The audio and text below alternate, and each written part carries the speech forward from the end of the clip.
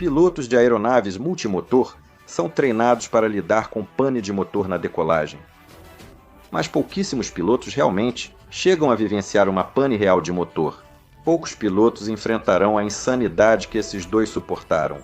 Fique ligado!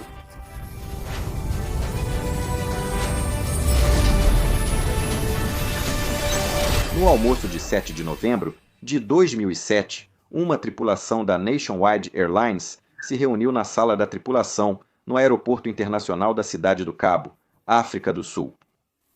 Após uma ótima pernoite na Cidade do Cabo, eles iam operar juntos um voo para Joanesburgo, previsto para as 13h15 horário local.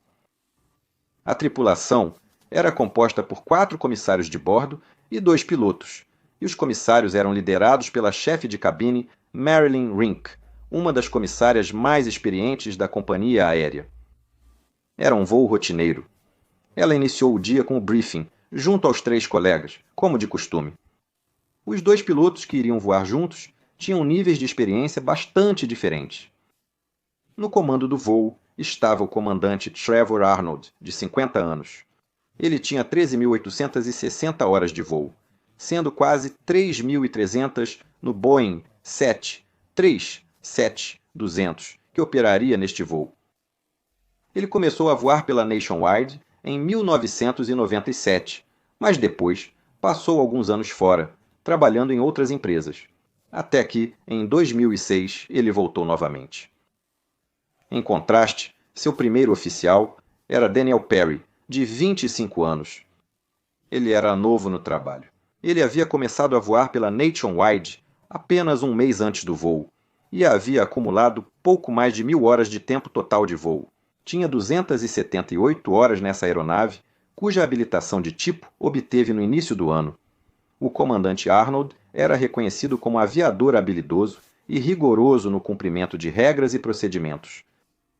Acredito que o primeiro oficial Perry provavelmente ficava muito satisfeito, porque geralmente, quanto menos experiência você tem, mais importante é que todos sigam os procedimentos, porque isso realmente é a única coisa a que você pode se apegar até ganhar mais experiência. De qualquer forma, os pilotos começaram analisando do material de briefing pré-voo, e parecia estar tudo certo. O tempo na Cidade do Cabo estava ruim, com chuva fraca, ventos do norte e nuvens baixas, mas no destino o tempo parecia melhor. Eles voariam em um Boeing 737-200 avançado, um verdadeiro ícone da família 737. Integrava as primeiras variantes conhecidas como originais. A maioria de nós só os chama de jurássicos.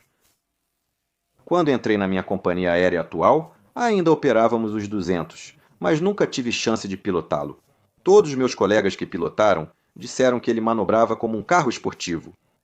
É uma aeronave fantástica, que tem as dimensões que o 737 deveria ter, antes de começar a ser alongado para acomodar mais passageiros. O 737-200 avançado foi lançado pela primeira vez em 1971. Estava equipado com motores Pratt e Whitney JT8D15 mais potentes, aerodinâmica aprimorada, freios externos e uma maior capacidade de combustível em comparação com o 200 original, proporcionando um alcance melhor e maior eficiência geral. Os 2 motores, Pratt e Whitney, eram turbofãs de baixo índice de derivação, longos e finos, parecendo charutos. Eles foram usados porque quando a Boeing estava projetando o original 737, eles queriam uma aeronave com baixa distância do solo para facilitar o trabalho dos operadores em solo. A Boeing previu que ele operaria mais em aeroportos menores, onde as instalações poderiam ser inferiores. Isso significava que os motores eram fixados direto na asa, sem pylons, e esses suportes terão papel importante nesta história. Os motores eram fixados por 2 suportes principais, dianteiro e traseiro, além de um suporte secundário à frente do traseiro. Agora, os suportes do motor são parafusados na asa usando parafusos cônicos, que são projetados para suportar todas as cargas normais que o motor possa experimentar. Mas se uma força suficientemente forte for aplicada a eles, por exemplo, se ocorrer um pouso com o trem de pouso recolhido, Os parafusos foram projetados para se romper e liberar os motores, protegendo a asa e a estrutura principal da aeronave. Era fundamental instalar esses parafusos corretamente e aplicar o torque exato para evitar sobrecarga e fadiga do metal. Esse problema era comum, principalmente nos suportes de motor antigos desta aeronave. A FAA emitiu uma diretriz anos antes, exigindo inspeções rigorosas a cada 700 ciclos desses suportes e parafusos. E isso nos leva à companhia aérea desta história, a Nationwide. Durante o acidente, a Nationwide tinha 11 Boeing 737-200 em operação, e eles faziam toda a manutenção internamente, em sua própria organização de manutenção. Mas essa organização vinha enfrentando alguns problemas nos últimos anos. Antes de 2007, os principais gestores, geralmente os gerentes de qualidade, acabavam pedindo demissão pouco antes da renovação das auditorias e aprovação da Organização de Manutenção Aeronáutica, AMO. O motivo era claro. Porque as auditorias sempre apontavam várias não conformidades com as regras e regulamentos existentes, e a maioria dessas constatações nunca foi devidamente tratada ou encerrada. Por isso, provavelmente, sem o conhecimento dos pilotos, a AMO, na verdade, não possuía uma licença formal para operar no momento do acidente. A manutenção continuou, com base em um e-mail não oficial da Autoridade de Aviação Civil da África do Sul, permitindo a continuidade temporária. Mas realmente não existiam quaisquer disposições para esse tipo de extensão. Uma das constatações que foram reveladas posteriormente foi que a aeronave do acidente não tinha nenhum registro de inspeções dos suportes do motor nos 5 anos anteriores ao acidente. Como disse, os pilotos estavam felizes e distraídos durante o briefing, com a tripulação e ao preparar a aeronave para a partida. Agora, só para colocar isso em perspectiva, como pilotos, precisamos confiar que a equipe de manutenção está fazendo o seu trabalho. Só podemos verificar se toda a documentação está disponível e se as datas de certificação estão em dia. E, obviamente, que a aeronave esteja em boas condições durante a inspeção externa. Ao saírem da aeronave, o comandante Arnold perguntou ao copiloto se queria ser o piloto em comando até Joanesburgo. Agora, o copiloto Perry aceitou feliz. Ele adorava pilotar e queria mostrar ao colega experiente do que era capaz. E talvez receber dicas para melhorar. Ele preparou a aeronave para decolar na pista 01, na Cidade do Cabo, e informou o comandante sobre como conduziria o voo. Parte desse briefing incluiu uma instrução de emergência detalhada, incluindo as ações a serem tomadas, assim como a rota que eles iriam voar. Em caso de falha de motor, isso é comum, e na maioria das companhias aéreas também fazemos o touch drill, o que faremos em caso de falha de motor na decolagem, tanto abortando quanto continuando. E isso é algo que normalmente fazemos durante o primeiro voo de cada dia. Foi exatamente isso que essa tripulação fez, e ao fazer isso, isso teria permanecido fresco na memória muscular deles. E a ideia era que isso, com sorte, aceleraria a tomada de decisão sem tempo disponível caso uma falha real ocorresse. Neste dia, isso será muito importante. Mas antes de contar a história, tem isto. Você já fez seus planos de viagem para este verão? Bem, se já fez, provavelmente percebeu que os preços das passagens aéreas aumentaram bastante.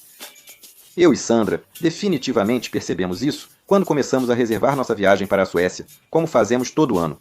E, felizmente, existem alguns truques que você pode usar para encontrar os melhores preços. Com o patrocinador de hoje, NordVPN, você alterna entre países e vê o preço da mesma viagem de diferentes locais. Assim, você pode aproveitar modelos de precificação dinâmica das companhias aéreas e, às vezes, usar as taxas de câmbio a seu favor. Basta abrir o aplicativo NordVPN, que pode ser usado em até 6 dispositivos no mesmo plano. Mude sua localização para um servidor no país de destino ou de origem da companhia aérea e veja o que acontece.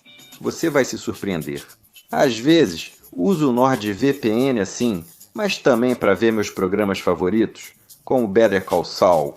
Por algum motivo, ainda não lançaram a temporada final na Espanha, mas já lançaram no Reino Unido. Se você quiser experimentar isso, ou os vários recursos de segurança do Nord, acesse nordvpn.com/pilot ou clique no link aqui embaixo na descrição.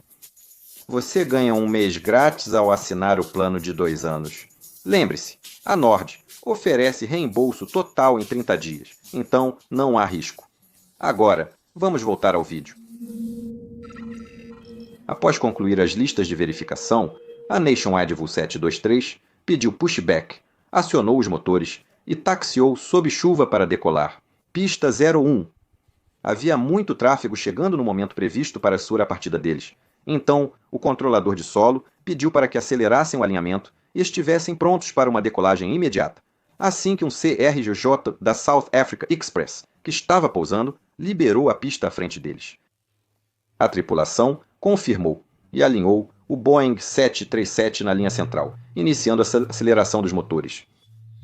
Eles sabiam que precisavam agir rápido e iniciar a rolagem ao receber autorização de decolagem, porque havia outra aeronave da SAA na aproximação final, apenas 4 milhas náuticas atrás deles.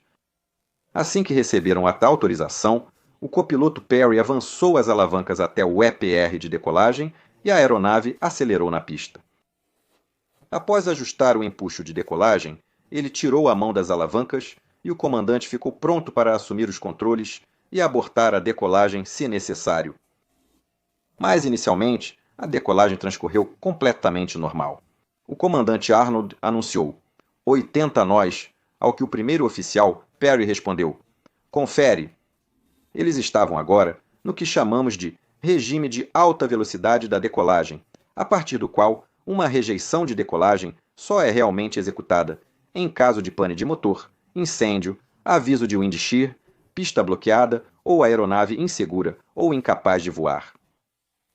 O motivo pelo qual rejeitamos apenas por essas situações acima de 80 nós é porque normalmente é mais seguro, a partir dessa posição, pilotar a aeronave e resolver problemas durante o voo. Isso te dará mais tempo para pensar e resolver o problema. E então, você terá toda a pista disponível para o pouso, caso decida retornar. Lembre-se, a aeronave já terá utilizado uma boa parte da pista, acelerando até esse ponto, e a velocidade também será relativamente alta. Então, mesmo que seja, é claro, totalmente possível parar a aeronave com segurança até a velocidade de decisão V1, provavelmente seria mais seguro e melhor levar qualquer problema menor para o ar. Chamamos isso de mentalidade de prosseguir, adotada hoje pela maioria das companhias aéreas. No início, não havia sinais de problemas durante a decolagem. O comandante anunciou V1, tirou a mão e então disse rotate, o que fez com que o primeiro oficial Perry começasse a puxar o manche e rotacionasse a aeronave lentamente, com cerca de 3 graus por segundo, para colocar o avião no ar. Mas aqui, algo começou a dar muito errado sob a asa direita da aeronave deles.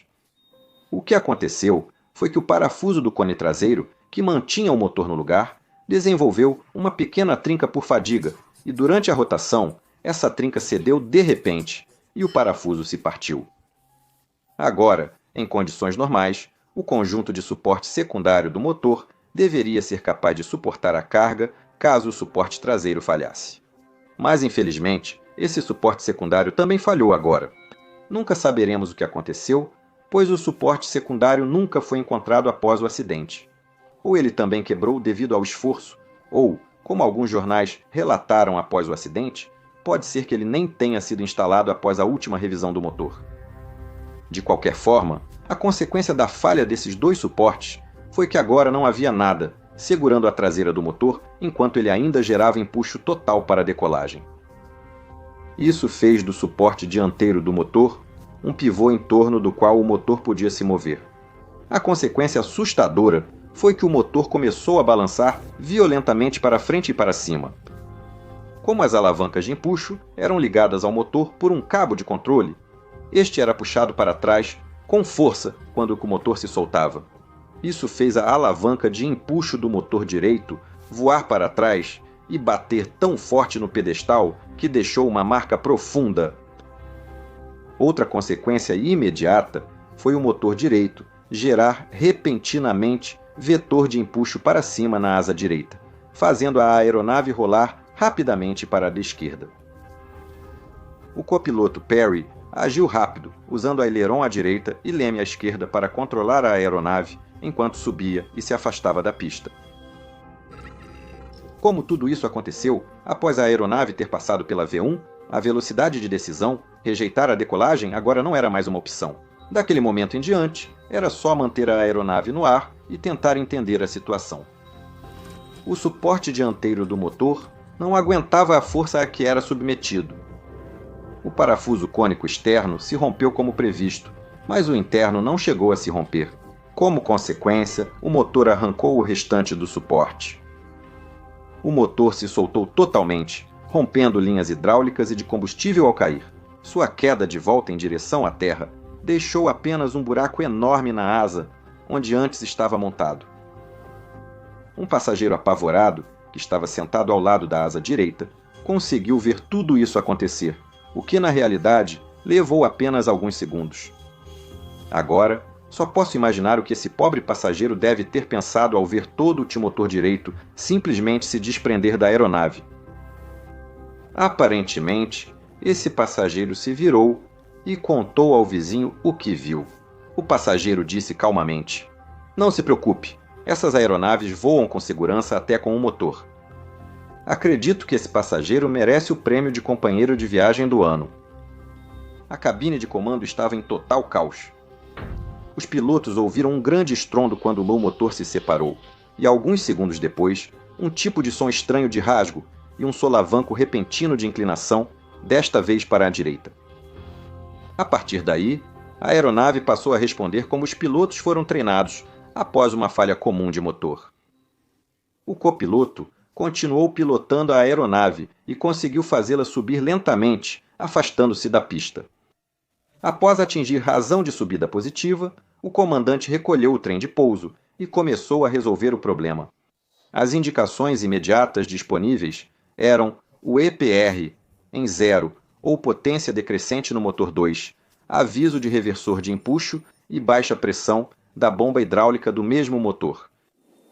Tudo isso, exceto talvez a indicação do reversor de empuxo, eram sinais claros de algum tipo de falha no motor número 2. Mas ambos os pilotos tiveram o cuidado de não tirar conclusões precipitadas neste momento.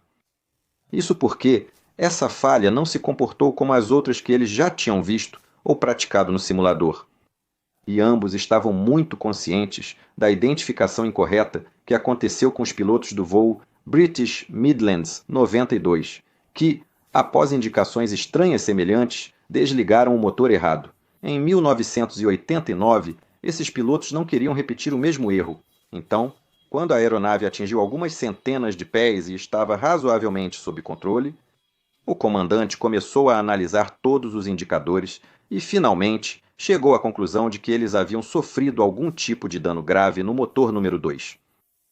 O primeiro oficial Perry, que agora precisava aplicar uma quantidade considerável de leme de direção à esquerda para manter a aeronave voando em linha reta, concordou com o diagnóstico devido ao empuxo assimétrico do motor esquerdo. Se houver dano severo ao motor, a lista de verificação do Boeing 737 inclui os chamados itens de memória. Estes são itens que o piloto precisa executar de memória o mais rápido possível, devido à natureza crítica desses itens. O copiloto teria pedido a execução dos itens de memória, e o comandante os anunciou para confirmação antes de realizá-los. Para garantir que o copiloto concordava com as ações, ele teria começado com confiança. Alavanca do motor, 2, confirmada, fechar. O copiloto Perry teria olhado para baixo e confirmado que moveria essa alavanca correta. E então teria dito, confirmado. E o comandante teria fechado, mesmo que neste caso a alavanca de empuxo já estivesse bem fechada.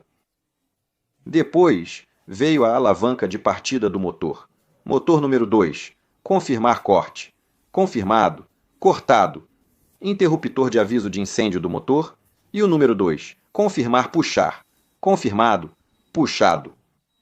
Esses itens de memória foram feitos para desligar o motor, bloqueando combustível e fluido hidráulico do motor danificado. O último passo de memória era acionar o interruptor para liberar os extintores de incêndio do motor, caso estivesse pegando fogo, o que não era o caso. Após concluir os itens de memória, o restante da lista podia esperar até a aeronave estar acima da altitude mínima do setor. Agora, os dois pilotos podiam focar apenas em subir e acelerar para recolher os flaps, o que começaram a fazer. Após 1000 pés, subiram até 3000 pés e nivelaram a aeronave. No aeroporto, lá embaixo, testemunhas viram algo grande cair da aeronave durante a decolagem e agora percebiam que ela subia com dificuldade, voando com quase 45 graus de deriva à esquerda e deixando rastro de fumaça branca atrás da asa direita. Na verdade, a fumaça era névoa de fluido hidráulico e combustível liberada no ar. Mas os itens de memória não deveriam impedir que o combustível e o fluido hidráulico chegassem ao motor?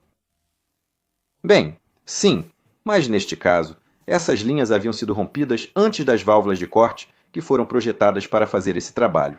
Agora, o combustível e o fluido hidráulico jorravam das linhas de suprimento, o que causaria outros problemas depois. O controlador na torre também percebeu o que ocorria com o voo 723 e, de onde estava, a subida plana da aeronave parecia quase negativa. Ele acionou o alarme de acidente, certo de que a aeronave cairia do outro lado da pista. E ele queria alertar imediatamente os bombeiros sobre isso.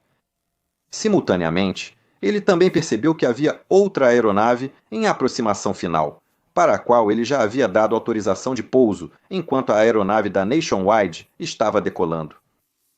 Ele avisou a tripulação sobre possíveis detritos na pista, mas curiosamente não orientou a remeter de imediato. Isso indicou que a aeronave optou por continuar a aproximação para pouso. Após isso, informaram à torre que havia muitos detritos próximos à linha central, no terço final da pista. Na cabine do voo 723, o comandante Arnold ouviu a transmissão, confirmando ainda mais sua avaliação do ocorrido. Ele então declarou Mayday, Mayday, Mayday e informou que haviam perdido a confiança em um dos motores e também estavam enfrentando problemas hidráulicos. Ele avisou ao controle de tráfego que talvez precisassem voltar ao aeroporto após terminar o checklist de emergência. Ele perguntou se era possível limpar a pista dos destroços durante os 15 a 20 minutos que levariam para se preparar para uma aproximação. Como o controlador da torre acionou o alarme de emergência, bombeiros e resgate já estavam posicionados na pista, com todo o pessoal disponível no aeroporto. Eles então começaram a remover os destroços da aeronave danificada para o lado da pista, tornando-a utilizável para o pouso de emergência que se aproximava. Excelente demonstração de trabalho em equipe. O aeroporto foi fechado para chegadas e todas as aeronaves em aproximação foram desviadas para o aeroporto de George. Assim, apenas o voo Nationwide 723 estava no espaço aéreo. A tripulação de cabine, a chefe de cabine Marilyn, foi chamada ao cockpit e o comandante Arnold pediu para que ela passasse pela cabine e desse uma olhada para fornecer aos pilotos um relatório de danos. Ela fez isso e, depois de um tempo, voltou e informou que havia visto que partes do motor direito pareciam estar faltando. Ela sabia que o motor inteiro havia sumido, mas depois disse que não queria preocupar os pilotos. Aqui vai uma lição valiosa para comissários de bordo e passageiros. Não existe isso de informação demais em uma situação como essa. Desde que a informação seja precisa, é muito melhor para nós, pilotos, termos o máximo de informações adicionais possível para planejar nosso curso de ação. Mas nesse caso, isso não faria diferença. O comandante Arnold pediu que ela preparasse a tripulação e os passageiros para um pouso de emergência na cidade do Cabo. E então ele fez um anúncio aos passageiros, onde explicou o que estava acontecendo e o fato de que eles estavam retornando. Se os pilotos enfrentarem esse problema, há várias listas de verificação de emergência a serem concluídas. Neste caso, a tripulação teria começado completando a lista de verificação de incêndio no motor, dano severo ou separação, que começa com os itens de memória que acabamos de discutir e depois continua de forma sistemática, garantindo que a aeronave esteja o mais segura possível nessa nova configuração. Inclui, por exemplo, ajustar o ar-condicionado para não usar o ar sangrado do motor danificado, ligar a UPA e, de forma crucial, fazer o balanceamento do combustível, já que o combustível seria utilizado apenas de um tanque nessa situação. Isso pode causar grande desequilíbrio de combustível entre as asas, levando a problemas de controle. Aqui há uma armadilha na versão desta lista do Boeing 737. Nas cópias que encontrei sobre essa última etapa, a checklist só menciona balanceamento de combustível, enquanto na versão NG da checklist do 737, com a qual estou acostumado até aqui, traz uma condição clara: se não houver suspeita de vazamento de combustível. Neste caso, a tripulação percebeu um desequilíbrio substancial entre os tanques, mas mostrava que o combustível no tanque direito estava bem mais baixo que no esquerdo. Agora, se você pensar bem, se apenas o motor esquerdo está funcionando e, portanto, está consumindo combustível apenas do tanque esquerdo, esse tanque deveria estar com menos combustível, certo? Se o tanque direito está mais baixo, isso indica vazamento de combustível. E eles não deveriam ter tentado fazer o balanceamento do combustível, porque ao fazer isso, possivelmente estariam transferindo combustível precioso por um buraco aberto daquele lado. Mas, infelizmente, foi exatamente isso que a tripulação fez agora, o que não ajudou realmente no balanceamento, mas significou que agora eles de repente tinham muito menos tempo disponível. Além disso, a pressão hidráulica caía rapidamente por vazamento nas linhas, causando outros problemas. Então os pilotos realmente precisavam pousar essa aeronave relativamente rápido agora. O comandante Arnold percebeu que seu copiloto controlava bem a aeronave, mas devido à falha grave e à pouca experiência do copiloto Perry, ele quis sentir pessoalmente como a aeronave se comportava para avaliar a dificuldade. Então, assim que a lista de verificação principal de emergência foi concluída, ele pediu para assumir os controles. Ao receber os controles do copiloto, a aeronave começou a guinar e arfar imediatamente. Ele logo devolveu os controles ao copiloto, mostrando humildade e profissionalismo aeronáutico. Ele provavelmente teria pegado o jeito de pilotar a aeronave rapidamente, mas seu copiloto já havia voado a aeronave por cerca de 19 minutos até aquele momento. E ele estava fazendo isso muito bem. Então, se algo não está quebrado, não conserte. Enquanto estavam ocupados fazendo isso e seguindo os procedimentos sem referências visuais externas, uma nova voz de controlador entrou na frequência e os chamou. Nationwide, 723, aproximação de Cape Town. Ambos os pilotos estavam sob muita pressão naquele momento e não ficaram nada satisfeitos por serem interrompidos. Então, responderam: algo como: vá embora, estamos ocupados. Mas o controlador retornou e disse calmamente: Nationwide, 723, terreno à frente. Deu-lhes um novo rumo que obedeceram rapidamente. O 737-200 não tem o sistema avançado de aviso de proximidade do solo das versões mais novas do 737. Em vez disso, ele possui um sistema muito básico que utiliza o radioaltímetro, combinado com a configuração da aeronave, para emitir avisos. O problema é que os avisos de terreno podem chegar tarde, pois esse sistema é reativo, não preditivo como nas versões mais recentes. E isso provavelmente serviu como um lembrete humilde para a tripulação de como é fácil perder a consciência situacional ao lidar com múltiplas falhas como essa, e como é essencial que todos na cadeia da aviação sigam trabalhando juntos para garantir a segurança.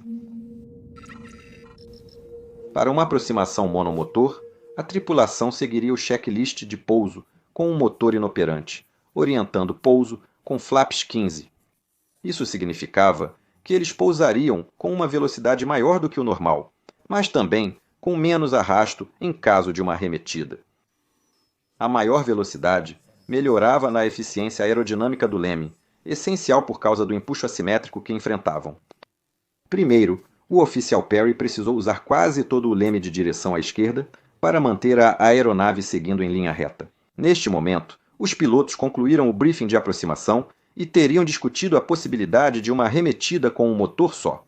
Mesmo sabendo que estavam perdendo combustível rapidamente e ainda tinham problemas hidráulicos, uma arremetida não seria uma boa opção, especialmente porque agora também estavam recebendo informes meteorológicos indicando que a visibilidade estava piorando, com nuvens mais baixas vindo da Baía Falls.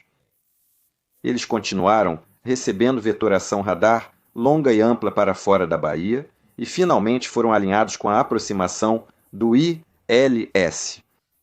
Eles configuraram a aeronave com flaps 1 e depois 5. Com a redução da velocidade, o primeiro oficial Perry sentiu necessidade de usar mais leme à esquerda, mas ainda controlava bem a aeronave.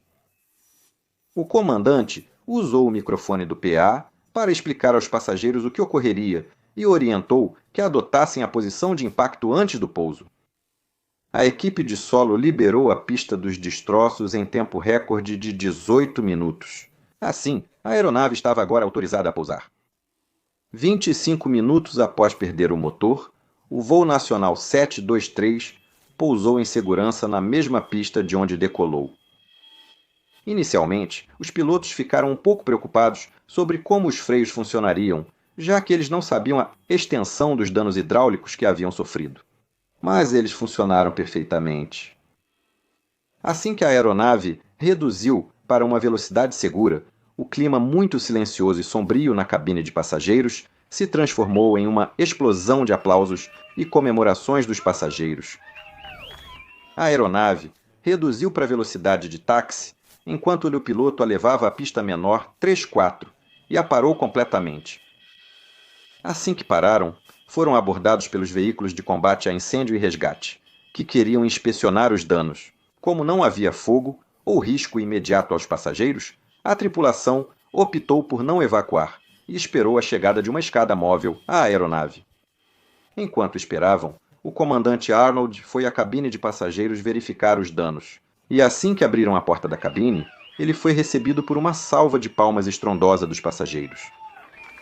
Ao retornar à cabine, o primeiro oficial Perry disse que o comandante estava totalmente pálido. Lembre-se, essa foi a primeira vez que ele viu a verdadeira extensão dos danos à sua aeronave. O motor se foi, ele disse, e Perry respondeu, como assim se foi? O que é uma pergunta justa de se fazer. Motores de aeronaves não deveriam simplesmente desaparecer de repente. E esse resultado só foi possível graças à habilidade, competência e trabalho em equipe, por pilotos, tripulação de cabine e controle de tráfego aéreo, também pelos trabalhadores em solo, que removeram rapidamente os destroços. O comandante receberia posteriormente o Prêmio Polaris de Habilidade Excepcional, em pilotagem da Associação Internacional de Pilotos de Linha Aérea. Acho que o copiloto também merecia, pela forma como lidou bem com a emergência, mesmo com pouca experiência. Depois, o copiloto Perry disse em entrevistas que não fazia parte da IALPA no acidente e que o comandante Arnold estava no comando. A investigação do acidente, rapidamente, destacou o fato de que a companhia aérea estava operando com uma frota mantida sem uma autorização válida de organização de manutenção aeronáutica no momento do acidente. Foi constatada ausência ou baixa qualidade nos registros de manutenção anteriores. Isso levou à paralisação de toda a frota nacional. Também há recomendações rigorosas às autoridades de aviação civil sul-africanas pela falta de supervisão na manutenção da empresa. Conceder autorização por e-mail para a manutenção de aeronaves comerciais não era suficiente.